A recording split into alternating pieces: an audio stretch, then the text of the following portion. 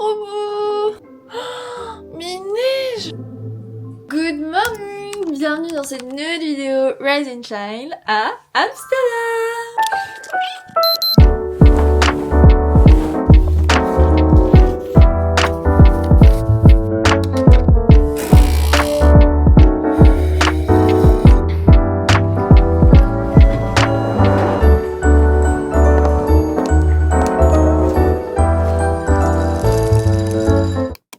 C'est le second vlog à Amsterdam. Si vous avez raté celui d'hier, vous avez raté quelque chose. Si vous venez d'arriver sur ma chaîne YouTube, je fais un vlog par jour du lundi au vendredi pendant tout le mois de janvier. Et depuis hier, je suis arrivée à Amsterdam. Donc si vous avez raté le vlog d'hier, n'hésitez pas à aller le voir d'abord avant de voir celui-ci. Mais le vlog d'aujourd'hui va être plutôt spécial parce qu'en fait, je vais faire plusieurs villes pendant mon voyage. Donc je me suis dit que ça serait une trop bonne idée si dans chaque ville, je filmais une vidéo avec une personne qui me suit, qui est expat ici, qui nous partage son ressenti, son expérience, tous les petits tips à savoir, le coût de la vie, son loyer, les avantages, les inconvénients, tout ça.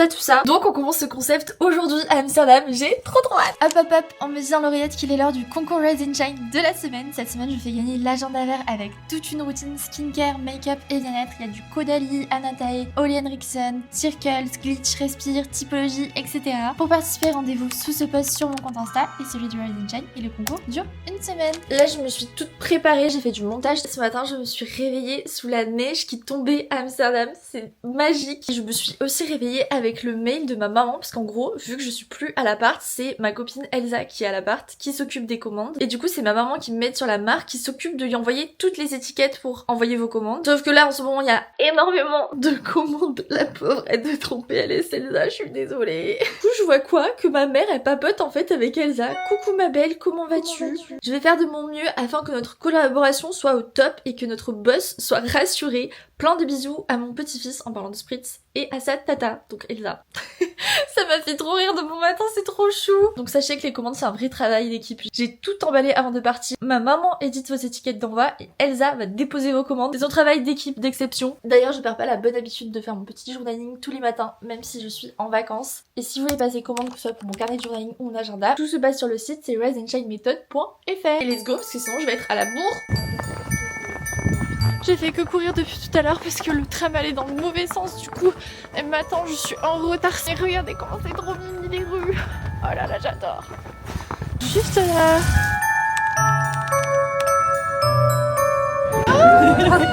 Je suis désolée, tu m'as attendu tellement. Non, t'inquiète, j'étais bien au chaud, y'avait pas de soucis. Oh non, il est trop chaud. You want like a cortado? Yes, cortado, yeah. On a pris des porridge à la poire, mais j'ai jamais vu ça, ça a l'air incroyable. Et je me suis pris un petit cortado.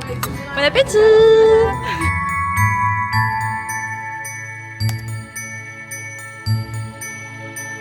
Non mais c'est abusé, vous êtes trop fashion toutes les deux. T'as vu l'effort de Machi Machi Non mais incroyable. le petit pull léopard. On commence cette vidéo avec ma partie préférée, c'est-à-dire qu'on va aller faire quelques petites courses. Oh non! Non, je meurs d'amour là. Ah non, c'est trop pour mon petit cœur. Oh non, je peux pas. Oh non, je meurs. Connu. Et du coup, tu disais que les supermarchés ils étaient hyper friendly avec les animaux. Ouais, aucun problème, la plupart du temps même. Ils sont trop contents, ils ont toujours des petits snacks Trop derrière chou. le comptoir. Je trouve que les prix des courses ici c'est assez similaire en C'est France. pareil. Il y a des trucs très random, moins cher, Ok. et des trucs aussi très random où ça va être plus cher. Moi j'adore le côté cheese. En France, je sais que le paquet, il n'y a qu'une marque qui fait, c'est Danone. Genre, et le truc c'est 2,80€, un truc comme ça. Ok. Ici c'est même pas 1€. Ah. C'est mon benchmark, le côté. Non mais je meurs. La meilleure balade en fait. Oh là là. Je l'aime trop. Non quand elle sautille. Non mais là c'est la meilleure balade pour rentrer chez toi. Anna elle se fait engueuler. Elle lui demande de la neige depuis tout à l'heure. Oh non. On vient d'arriver à l'appartement d'Anna, qui est d'ailleurs exceptionnel. On va vous faire un petit appartement tour. Mais avant, je voulais te poser des questions pour un peu contextualiser. Qu'est-ce qui t'a donné envie de partir vivre à Amsterdam? J'ai déjà vécu à l'étranger pendant mes études. Du coup, j'ai fait un semestre en Chine à Shanghai et un au Canada à Toronto. Et en fait, j'ai toujours regretté de ne pas avoir eu d'expérience pro à l'étranger. Toujours dans un coin de ma tête. Voilà. Ça faisait 1 an qu'on était ensemble avec mon copain et lui, il avait cette même envie. Il avait... Oh, putain, Il avait cette même envie. On s'est posé, on a réfléchi, on s'est dit ok, bon, Canada, sympa mais un peu loin. Et en plus, du coup, il y avait la Miss. On s'est dit Londres, mais avec le Brexit, c'était compliqué. Et Amsterdam, notre premier choix. On s'est dit le premier qui trouve un travail, l'autre le suit. On postule. Ça a mis longtemps. Donc je suis restée au chômage 6 mois. Et pendant ces 6 mois, je postule à peu près tous les jours. Pas non plus du soir au matin, enfin du matin au soir, mais quand même assez intensément. Tu penses que c'était le fait que tu sois française qui était compliqué pour trouver un travail ici? C'était le fait que j'étais pas sur place. Je le sais maintenant parce que en fait c'est tellement galère de s'adapter sur place, on en parlera après. Bloqué, je pense, j'avais des retours, les gens me demandaient, enfin les recruteurs me demandaient quand est-ce que vous pouvez commencer. J'étais là, bah moi dans un mois c'est bon, vous êtes sur place. Non mais j'ai pas de travail, enfin en gros j'ai pas de préavis donc je déménage et je suis là, ok. Et moi je me disais, c'est bon, enfin trouver un appart ça peut pas être si dur que ça. Spoiler, ça l'est. Au final, j'ai eu un entretien qui s'est super bien passé avec la boîte dans laquelle je travaille maintenant. Et je leur ai dit, écoutez, moi, je suis pleine de ressources. Franchement, vous m'embauchez, vous allez pas... Enfin, je vais pas vous faire faux bon.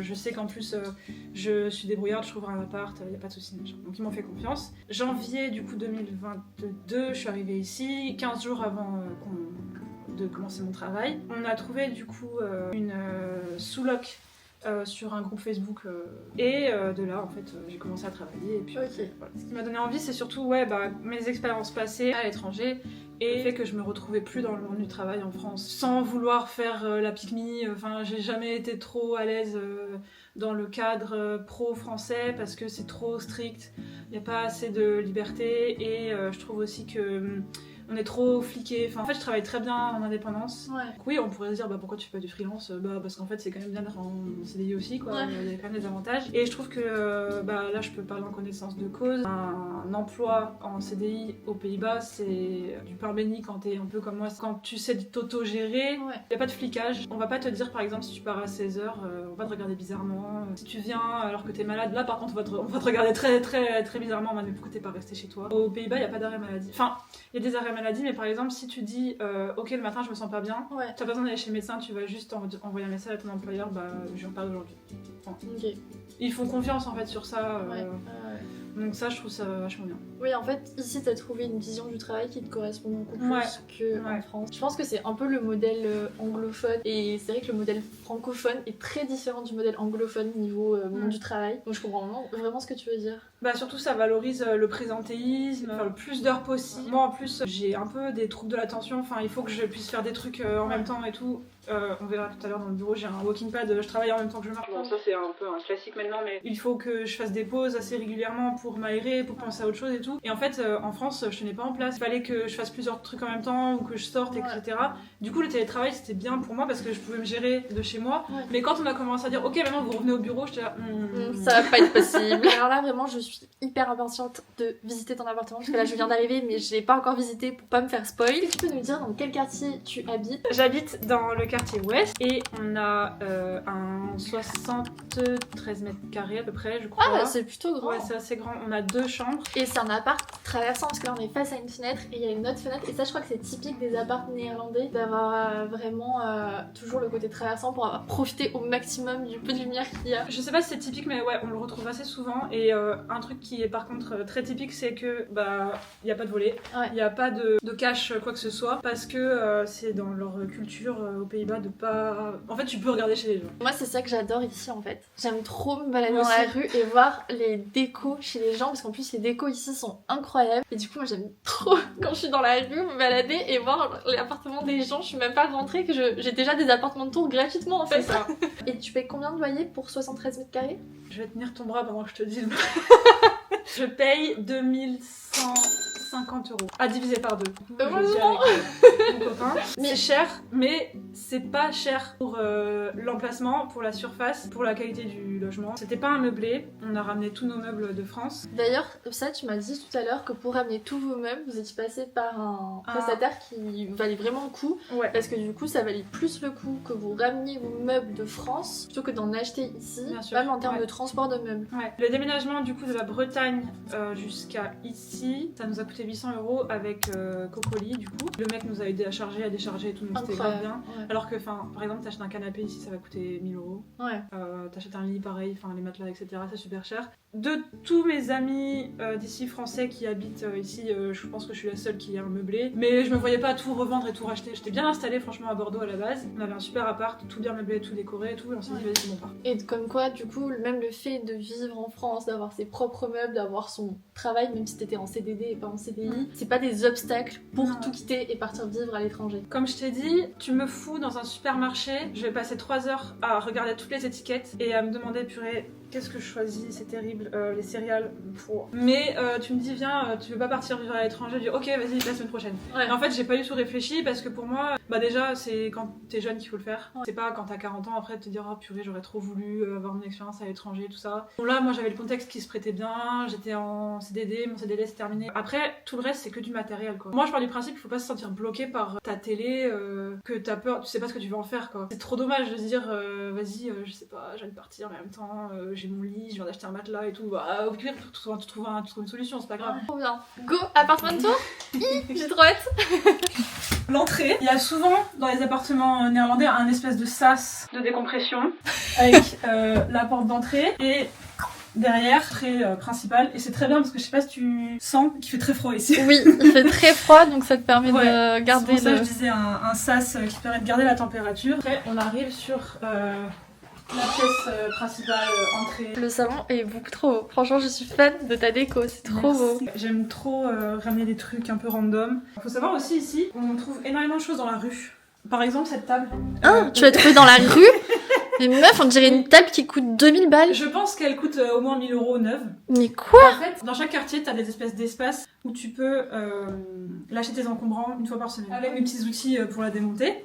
J'enlève les pieds, le plateau, la ponce, je la nettoie et voilà. Et c'est complètement fou. Donc ouais, là vous avez une petite cheminée adorable, une ancienne cheminée. Ah oui, mais on a une belle connexion de Sony Angel par ici. Waouh! Ce que je préfère, c'est vraiment ce coin là avec les cadres, ça rend trop bien. C'est super beau. C'est mon work in progress du moment. Et ce coin étagère aussi, il est trop beau. T'as quand même une déco qui fait très Amsterdam, je trouve.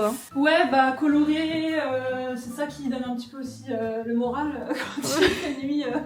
Oui, parce que là, on dirait qu'il fait nuit quand on filme, mais non, il est juste en train de neiger et il est 15h. Voilà. Ça, c'est un petit garde-manger qui est, ma foi, très pratique. De fou, trop bien. Avec toutes nos réserves. Et donc la cuisine. Elle est gigantesque, votre cuisine. Ça va. Oui, en vrai, oui. Ah, est-ce que je peux allumer? Ouais, bien sûr. Avec du coup, on a 2 frigos. Ça, c'est notre frigo principal. Et ça, en fait, c'est le petit frigo intégré. Mais bon, pour 2, c'est un peu. Mais attends, mais comment ça, vous avez 2 frigos? Mais on est 2 et on mange. Donc, on mange. Non, mais ça, parce que moi, je suis dans mon petit appart à Paris avec mon mini frigo. Donc, du coup, là, 2 frigos, je suis époustouflée là. Ah oui, c'est un truc qui se fait pas mal aussi ici. Ce frigo, on l'a pas acheté, on le loue. Quoi? Ça se fait beaucoup ici. Pour le gros électroménager, les gens, ils achètent pas, ils louent en fait. Louer ton gros électroménager, du coup, nous, on a loué notre frigo et le lave-linge. Mais ça vous revient pas plus cher que de l'acheter? Alors, au bout de 3 ans, oui. Ouais. Mais au début, on savait pas trop si on allait rester hyper longtemps. Et on s'est dit, plutôt que d'acheter, parce que ça coûte cher quand même. Ouais. Là, ça nous coûte 20 euros par mois à peu près pour les 2. Ok. Donc c'est ok, franchement. Ouais. Et du coup, on a la maintenance et tout si jamais il tombe en panne. Ouais. Et ça se fait beaucoup. Ah, c'est fou ça, parce qu'il y a pas du tout ça en France. Et du coup, justement, ton budget course à peu près par mois, c'est quoi le coût de la vie ici, niveau course? On fait beaucoup de sport, on est gourmand et on aime bien les trucs de qualité. Oh, budget course un peu élevé. Ouais, on est à 600 euros par mois. Ok. Pour 2. On pourrait être moins, oui. Mais nous, on prend quand même pas mal de trucs de qualité. Et après, on sort pas trop au resto. Ouais, même quasiment pas en fait. Donc, et comme je t'ai dit, je cuisine beaucoup ici. Donc en fait, j'aime bien acheter les ingrédients et faire mes trucs. Ouais. Il y a énormément de cafés, de brunch, etc. à Amsterdam. En fait, j'y vais jamais parce que j'aime pas payer pour un truc que je peux faire chez moi. Ouais. Du coup, quand on va au resto, c'est vraiment quand il y a des occasions et tout. Ouais. Et je trouve qu'à Amsterdam, c'est très cher pour la qualité en général. Ok. Ah ouais. Il y a des petites pépites. Ouais. Mais globalement, on aime bien aussi se faire des apéros.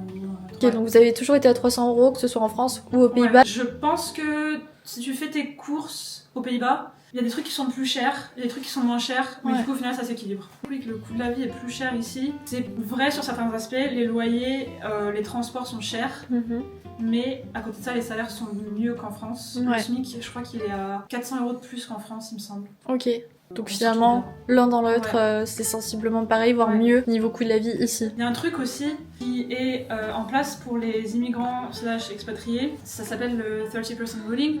En fait, si tu as un master et que tu as un emploi qualifié, tu as, peut-être que j'ai n'importe quoi, mais quelque chose comme 30% d'impôts en moins sur ton salaire. Ok. Donc en fait, ton brut est quasiment égal à ton net. C'est Ouais. très très avantageux.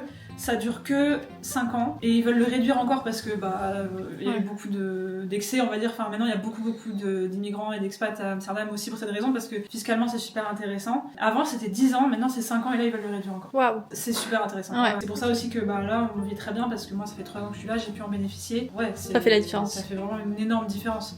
Sur mon salaire à la fin du mois, ça fait 800 €, quelque chose comme ça. Waouh. C'est énorme. Oh. Mais c'est injustifié, c'est totalement injustifié. Franchement, moi j'en bénéficie donc je suis très contente. Ouais. Mais c'est injuste parce que je fais le même travail que mes collègues néerlandais et eux ils l'ont pas. Ah oui. Mais ils ont mis ça en place pour attirer beaucoup de monde aux Pays-Bas. Ok. Parce que maintenant il n'y a plus besoin d'attirer du monde, mais c'est toujours en place donc ils veulent. Ouais, ok. ils veulent. Alors après, c'est pas applicable à tout le monde. Ouais. Mon copain là-bas par exemple. Et là, vous avez le petit coin jardin, mais c'est Ouais. trop bien. Tiens, on peut ouvrir le jardin, on a un petit barbecue, un gros barbecue même pour l'été. Les gens sont très branchés barbecue ici. L'été, ils vont au parc avec leur barbecue portatif et ça, Mais non. ça fume de partout. C'est trop bien d'avoir un petit espace extérieur comme ça à Amsterdam. C'est Ouais. fou. Bah t'as quand même un très grand séjour cuisine quoi. Ouais. Ensuite, ah vous avez même une buanderie. Ouais. Trop bien. Bien sûr, c'est la pièce. On a tous ça chez soi. Oui. La pièce. La pièce Voilà. qu'on laisse. On va vite la fermer, voilà. Et là, c'est la chambre. Elle est trop bien votre chambre. Il est beau ce meuble. Ou pas. Je sais pas s'il y a en France, mais c'est un peu l'équivalent de Celency. Ok. Pareil, je l'ai fait ramener avec Cocoli. Et le miroir là, il est énorme, j'adore. Ouais. Il est trop beau. Petit matin. outfit check. Je crois que j'ai même pas fait mon outfit check ce matin. Donc une grande chambre. Alors là, c'est beaucoup moins impressionnant. C'est la salle de bain. C'est un petit espace, mais on a quand même réussi à faire. Bah non, mais elle est très fonctionnelle. Hein. Petit rangement avec les paniers, c'est adorable. Ouais, c'est un meuble à CD Ikea. Il y a un mini truc.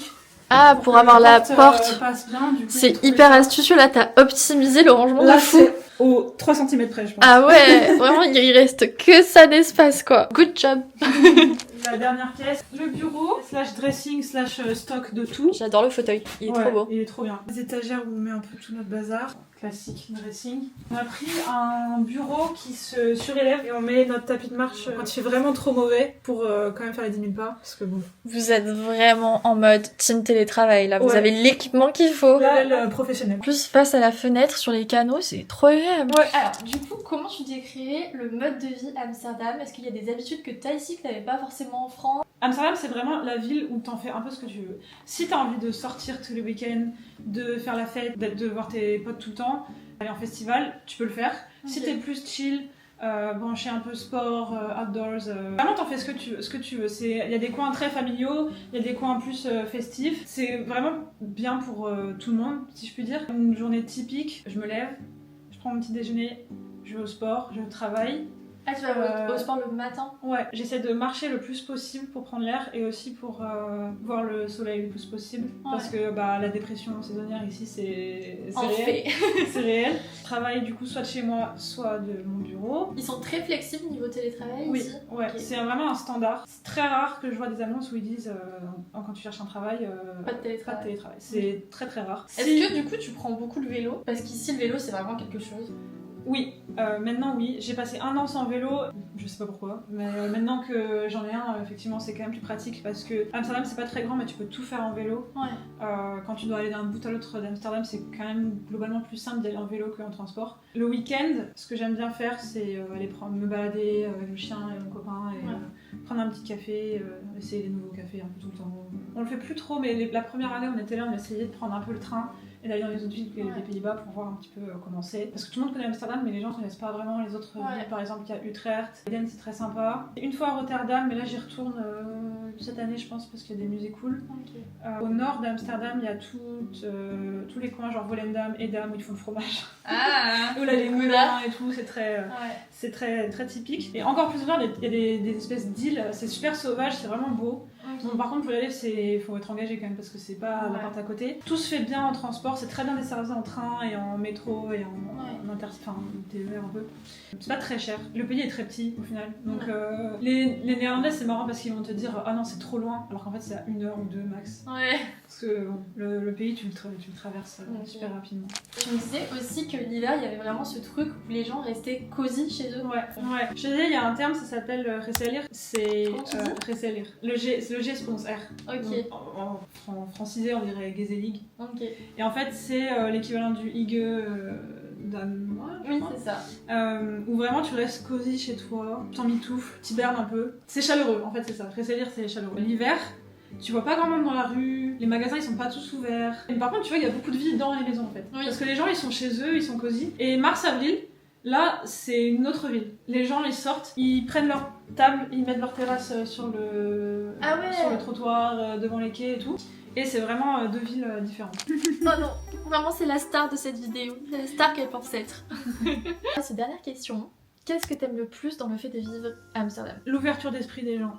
Ok. Je trouve que je retrouve pas en France. Après, c'est ma perspective, encore une fois, de personne qui vit là, qui est assez privilégiée, jamais subi de discrimination, etc.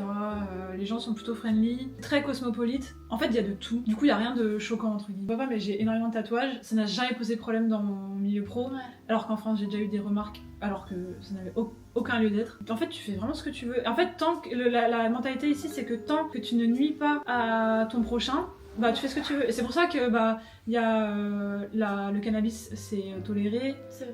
C'est pour ça que la prostitution c'est pas pénalisé. C'est pour ça que en fait il y a c'est très ouvert d'esprit parce qu'en fait à partir du moment où tu ne nuis pas à la communauté, tu fais ce que tu veux. Et c'est aussi pour ça que les gens laissent ouvert chez eux. C'est en fait ok j'ai rien à cacher. Au contraire, s'il y avait une chose qui te plaît un peu moins et auquel t'avais pas pensé en déménageant à Amsterdam. Je savais que tu me poserais une question un peu de ce style. J'y ai pensé. Il y a rien vraiment où je me dis c'est vraiment no way quoi. Enfin peut-être le seul truc qui me fait un peu de la peine, mais ça c'est général partout où tu vas quand t'es immigrant. En fait, tu fais des relations qui durent pas sur la longueur parce que les gens viennent. Ouais. On avait des super potes l'année dernière, ils sont repartis ailleurs. Se faire des amis néerlandais c'est très compliqué parce que en même temps normal, tu vois, toi tu verrais un néerlandais qui arrive à Paris, même si tu travailles avec lui, tu seras cordial mais tu vas pas l'inviter partout. Difficile de faire des relations durables et de faire des relations tout court en fait parce que moi comme je t'ai dit, je suis arrivée ici, je connaissais personne, j'avais pas d'amis, j'avais aucune connaissance. Justement, tu t'es pas sentie trop seule au début, ça a pas été trop pesant? Je vis très bien la solitude. T'es pas très seule en même temps. En plus je suis pas très seule, voilà. Mais même de manière générale, ça me dérange pas d'être toute seule. Et en fait, il y a un truc génial qui s'appelle Bumble BFF. Et je me suis fait des super copines sur ça. Et en fait, mais toi t'es vraiment la queen des bons plans de cette vidéo. Ah mais vraiment des astuces. Et ça vaut pour vraiment n'importe quel pays ou région, même en France je pense. Branchez-vous Bumble BFF en fait parce que c'est trop bien. Tu rencontres des gens, enfin des filles, principalement des filles. Moi j'ai filtré que pour les filles parce que en général c'est pas trop ce qui m'intéresse. Et franchement j'ai fait des vrais amis. J'ai des vrais amis maintenant avec Bumble BFF. Trop bien. Et qui sont néerlandaises ou non, qui sont françaises. Ok. Non, il y a une ukrainienne, mais bon, la facilité fait qu'au final. Enfin, déjà aussi, si vous allez à l'étranger, les Français sont partout. En vrai.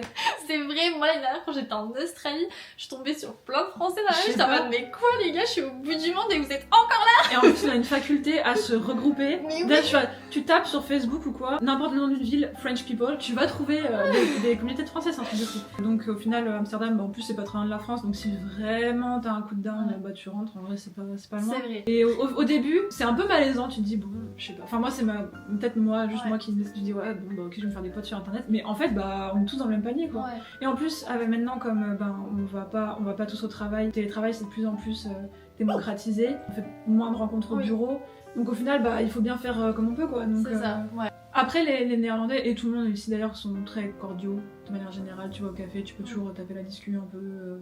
Et puis c'est une ville qui est très jeune, donc il y a toujours des trucs à faire. On se met très cosy pour répondre à la dernière question qui est si t'avais un conseil à donner à quelqu'un qui veut s'expatrier, qui veut venir vivre à Amsterdam, quelle sauce serait j'ai de manucure? De manière générale, si c'est quelque chose dont vous avez envie mais que vous n'osez pas sauter le pas, réfléchissez pas trop en fait. faites-vous confiance. C'est peut-être facile à dire pour moi quand on a un filet de sécurité, etc. Mais franchement, le pire qui puisse vous arriver, c'est de rentrer chez vous. Donc ouais, ça fera peut-être perdre quelques centaines d'euros si vraiment ça marche pas, mais ça vaut le coup d'essayer. Et pour Amsterdam, si vous pensez vous expatrier ou juste déménager à Amsterdam, cherchez un job sur place, parce que les recruteurs, ils vérifient de plus en plus ça, qu'on est déjà sur place. N'envoyez pas des sommes, et ça vaut pour tout, n'envoyez pas des sommes d'argent pour des apparts ou quoi en amont, surtout pas. Prenez une sous-loc, assurez-vous quand même qu'elle existe avant de partir, mais prenez une sous-loc en voyant des groupes Facebook, faites votre vérification avant, mais bon, envoyez pas d'argent pour une location à plus longue durée à distance. Trust de process, en fait, ça va être difficile.